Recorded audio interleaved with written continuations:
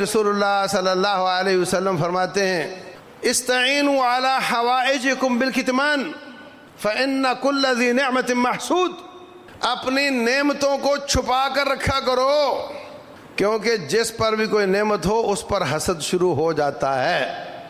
اس میں پھر بیلنس کرنے کی ضرورت ہے۔ ایک حدیث میں آ گیا نعمتوں کو چھپایا کرو ورنہ حسد ہو جائے گا، دوسری حدیث میں بلکہ قرآن کی آیت میں وَأَمَّا بِنِعْمَةِ رَبِّكَ فَحَدِّثْ، جو رب کی نعمت ہو اس کو بیان کرو۔ اور حدیث بھی آ گئی، رسول اللہ صلی اللہ علیہ وسلم فرماتے ہیں، فرمایا کہ جو شخص اللہ کی طرف سے انعام یافتہ ہو، نعمت یافتہ ہو، اللہ نے اس پر احسان کیا ہو، اس کے اوپر اس کے احسان کے اثرات نظر آنے چاہیے، اس کی نعمت کا اثر اس پر نظر آنا چاہیے۔ اور ادھر کہا نعمتیں چھپایا کرو۔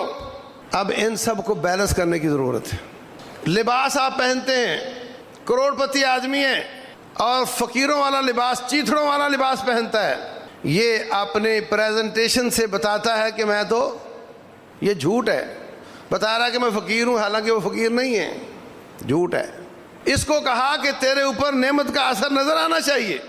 اور ایک آدمی زیادہ پیسے والا ہے تو پھر لاکھ روپے کا سوٹ پہنے گا، کہا نہیں، اپنی نعمتوں کو چھپایا کرو۔ ہر کام بیلنس میں اچھا ہوتا ہے، میانہ روی ہی ٹھیک ہوتی ہے۔ تو اتنا گھٹیا لائف سٹائل ہو کہ لوگ یہ سمجھیں کہ یہ کسی کے پاس سلام لے تو وہ بیچارہ جیب میں ہاتھ ڈالے کہ یہ مانگنے آیا ہے، یہ بھی درست نہیں۔ اور اتنا اس کے پاس ہے نہیں اور بڑا بنتا ہے، یہ بھی درست نہیں۔ اور ادھر ادھر کی بڑی بڑی چھوڑتا ہے، یہ بھی درست نہیں۔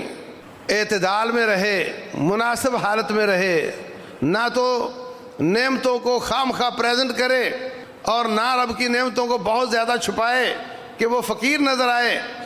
آپ کوئی چیز لے کر جا رہے ہیں، اگر تھیلا رنگین ہے، پتہ نہیں اندر کیا ہے، تو کسی کی نظر ہی نہیں پڑے گی، حسد بھی نہیں ہوگا۔